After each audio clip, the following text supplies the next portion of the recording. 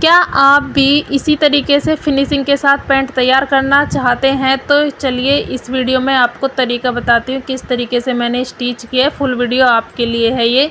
और दोनों तरफ हमने यहाँ पर पॉकेट लगाई है। यहाँ पर हमने सबसे पहले आसन को सिल लेना है, फ्रंट पार्ट भी और बैक पार्ट में भी। आसन सिलने के बाद में अब हम फ्रंट पार्ट में जेब लगाएंगे। 2 जेब यहाँ पर लगा रही हूँ। इसकी वीडियो मैंने चैनल पर अपलोड कर दिया, वहाँ जाकर आप चेक कर लीजिए। ये 2 पट्टियाँ हैं, लेनी है 2 पट्टी हैं ये, और 4 इंच की चौड़ाई में हमने इसे काट लिया है। लंबाई लिए हमने पैंट के अकॉर्डिंग। अब यहाँ पर हमने फ्रंट पार्ट को तैयार करना है। सबसे पहले हमने यहाँ पर चुन्नट को डालना है। जब हम कटिंग करते हैं तभी हम निशान लगा लेते हैं, और इसी पर हमने 2 चुन्नट इसमें डाल देनी है। ये चुन्नट हम इसलिए डाल रहे हैं क्योंकि आगे हम बुकरम पट्टी लगाएंगे तो वहाँ पर हमें कोई लूजिंग वगैरह नहीं चाहिए, तो इसलिए हम ये चुन्नट डाल लेते हैं। फिर उसके बाद में हम यहाँ पर लगाएंगे जेब, जो हमारे सीधे हाथ की तरफ लगती है। तो हमने ये पैंट को सीधा ही रखा है और ऊपर का हिस्सा हमने अपनी तरफ रखा है। ऊपर हम बुकरम पट्टी लगाएंगे तो यहाँ पर कोई मार्जिन नहीं लिया है, बस हम यहाँ पर जेब को डायरेक्ट रख रहे हैं। 7 इंच हमने लंबाई ली है और ½ इंच हमने एक निशान लगा लिया है। यहीं से हमने इसकी सिलाई करनी है। सिलाई लगाने के बाद में हमने यहाँ एक कट लगा लेना है। जहाँ से हमने सिलाई शुरू की थी, यहाँ कोने से कट लगा लिया है। फिर हमने दूसरे पार्ट को उठाकर जेब के ऊपर इस तरीके से रख लिया है, और नीचे जो खुला पार्ट था उसको हमें सिल लेना है अच्छे से। फिर हमने जेब को पलट देना है। पलटने के बाद भी हमने एक सिलाई लगा लेनी है, जिससे इस पे फिनिशिंग आ जाए और हमारी जेब पक्की हो जाए। फिर हमने जो सिलाई लगाई थी उसको हमें उठाना है और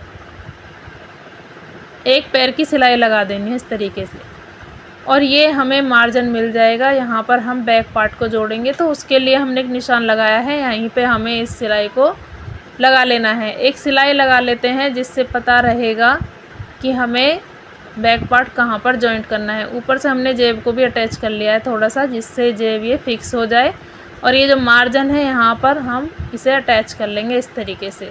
अब देखिए फिनिशिंग कितनी अच्छी आई है और सीधे हाथ की तरफ हमारी जेब भी लग गई है।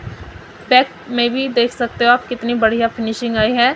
अब हम दूसरी साइड में जेब लगाएंगे तो यहाँ पर भी हमने सीधा पार्ट रखना है, लेकिन अब के बार इसे पलट कर रखा है हमने।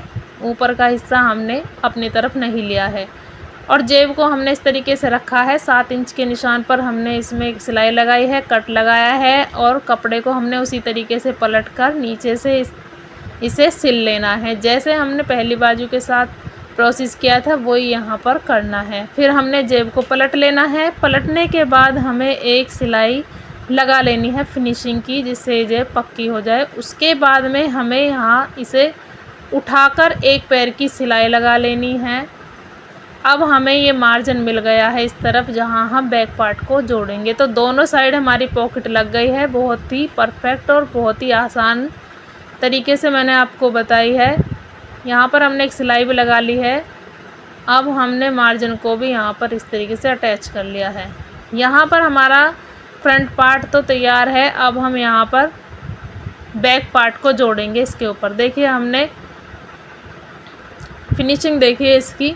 अब हमने देखिए इस तरीके से रखना है। ऐसे हमको रखना है पैंट को। ये हमने फ्रंट पार्ट लिया है और सीधा हमने इसे रखा है। उसके बाद में हम बैक पार्ट को लेंगे और इसके ऊपर हमें सीधा रखना है। आपस में दोनों पार्ट सीधे होने चाहिए, उल्टा ऊपर आना चाहिए और फ्रंट पार्ट का उल्टा नीचे जाना चाहिए। इस तरीके से हमने रखा है, और अब हम इसे जॉइंट करेंगे। ½ इंच का मार्जिन छोड़ते हुए हमें जॉइंट कर लेना है। अब मैं आपको बताऊंगी कि नीचे मोहरी से हमने इसे क्यों सिला है। क्योंकि जब हम इसे सिलते हैं या फिर कटिंग करते हैं, हल्का बहुत हमारी जो मिस्टेक होती है, थोड़ी बहुत कपड़े में खिंचाव आ जाता है, या फिर जब हम जेब बनाते हैं ना तो कपड़ा थोड़ा बहुत ऊपर नीचे हो जाता है, तो वो झोल जो होगा ना वो ऊपर की तरफ आ जाएगा। देखिए ये थोड़ा सा कपड़ा एक्स्ट्रा था, ये ऊपर आ गया है। अगर हम ऊपर से नीचे की साइड में सिलते इसे तो वो एक्स्ट्रा कपड़ा नीचे चला जाता है, जिससे हमारी मोहरी भी घूमती है और पैंट में झोल भी आ जाता है आसन की तरफ, और साइड से भी खिंचती है। बस यही कारण है नीचे से इसे जोड़ने का। दूसरी साइड से भी हम इसी तरीके से दोनों पार्ट को पकड़ेंगे और नीचे से हमें सिलाई लगा लेनी है। 1/2 इंच का मार्जिन छोड़ते हुए हमने इसे सिल लेना है। अगर आप इस तरीके से सिलोगे तो आपकी पैंट में कभी शिकायत नहीं आएगी साइड से घूमने की और इसमें खिंचाव की। हमने दोनों पार्ट को जोड़ लिया है। अब देखिए यहाँ पर हमने मोहरी को फोल्ड करना है। फ्रंट पार्ट की तरफ हमने मार्जिन रखा है और सेंटर से हमें इसे फोल्ड करना है। ध्यान रखना है, सेंटर से हमें इसे फोल्ड करना है। साइड से करोगे तो झोल बन जाएगा।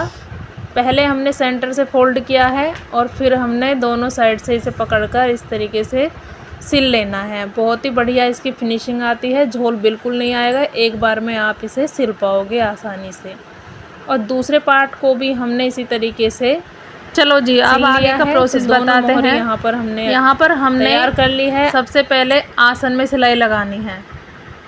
आसन को हमें दोनों सेंटर से मिलाते हुए रखना है और इस तरीके से हमने सिलाई लगा देनी है। थोड़ी सी हमें सिलाई लगानी है जिससे आसन दोनों अटैच हो जाएं सिलाई से सिलाई को मिलाते हुए। फिर हमने अपनी मोहरी तैयार करनी है। मोहरी करूँगी मैं यहाँ पर 7.5 इंच की तैयार, तो उतना मैंने यहाँ पर निशान लगाया है इस तरीके से। जितनी भी आप करना चाहो, जितनी भी आपने मोहरी तैयार करनी है उतना निशान लगाइए। और यहाँ पर अब हमने सिलाई लगा देनी है। पहले हमें यहाँ थोड़ी दूर तक सीधी ही सिलाई लगानी है जितनी आप नीचे से लेकर आ रहे हो। उसके बाद में हल्का सा घुमाव देते हुए हमें आसन की तरफ जाना है। और झोल देखिए बिल्कुल भी नहीं आया है, बस यहीं पर हमने सिलाई को उतार दिया है। अब दूसरी मोहरी के लिए हमने दूसरी मोहरी से ही सिलाई लगानी है, डायरेक्ट सिलाई नहीं लगानी है। अगर डायरेक्ट लगाएंगे ना तो पैंट में झोल बनता है, इसी वजह से पैंट घूमती भी है और आसन में खिंचाव बनता है। ये भी एक कारण है पैंट में खिंचाव बनने का। और इस पर भी हमने इसी तरीके से सिलाई लगाई है, थोड़ी दूर सीधी और फिर उसके बाद हल्का सा घुमाव देते हुए आसन की तरफ हमने इसे उतार दिया है। अब यहाँ पर हम डबल सिलाई लगा लेंगे। डबल सिलाई इसलिए ज़रूरी है जिससे उठने बैठने में हमारी सिलाई ना निकले। हमने तैयार कर लिया मोहरी। अब हम करेंगे ऊपर से बेल्ट तैयार। तो जो हमने सिलाई लगा थी वो हमने साइड से 2 इंच खोल दी थी। अब हम पहले पट्टी तैयार कर लेते हैं। पट्टी के लिए हमने यहाँ पर पेस्टिंग रोल का यूज़ किया है फ्रंट पार्ट की पट्टी के लिए। तो ये 1.25 इंच की पट्टी है। इस तरीके से पहले पैंट से आपको नाप लेनी है जितनी भी आपको पट्टी चाहिए। फिर हमने इसे कपड़े पर रखना है। अगर आप चाहो तो इसे प्रेस से चिपका सकते हो, लेकिन बिना प्रेस के मैं यहाँ पर इसे लगाऊंगी और बहुत ही फिनिशिंग के साथ ये लग जाती है।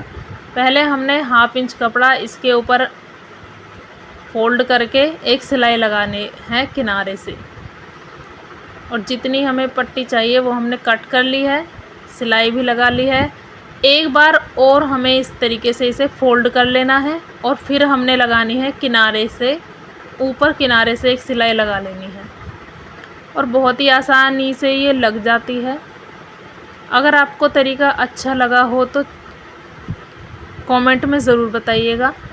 यहाँ पर हमने निशान लगा लिया है जितने में हमें सिलाई लगानी है, जो हमारा मार्जिन बच गया था एक्स्ट्रा, जिससे हमें पता रहे कि हम सिलाई यहाँ पर लगाएंगे। पैंट हमने उल्टी रखी है और पट्टी को हमने इस तरीके से पलट कर रखना है और जो हमने निशान लगाया था उसी निशान पर हमें सिलाई लगाते हुए जाना है।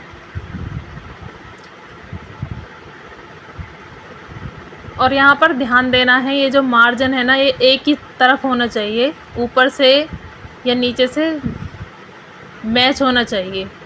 इससे फिनिशिंग बहुत अच्छी आती है और आसन में खिंचाव भी नहीं बनता है। यहाँ पर हमने सिलाई तो लगा ली है। अब हम इस पट्टी को इस तरीके से पलट देंगे, सीधी तरफ ये पट्टी पलट कर आएगी। अब देखिए इसकी फिनिशिंग कितनी परफेक्ट आ गई है। बिना प्रेस के हमने इसे तैयार किया है। जब तक मैं सिलाई लगा रही हूँ तब तक आप भी चैनल को लाइक शेयर फॉलो कर दीजिए और वीडियो को सेव कर लीजिए, जिससे आपको वीडियो ढूंढनी नहीं पड़ेगी। जब भी आपको यूज़ करनी होगी तो आपको ये मिल जाएगी आसानी से।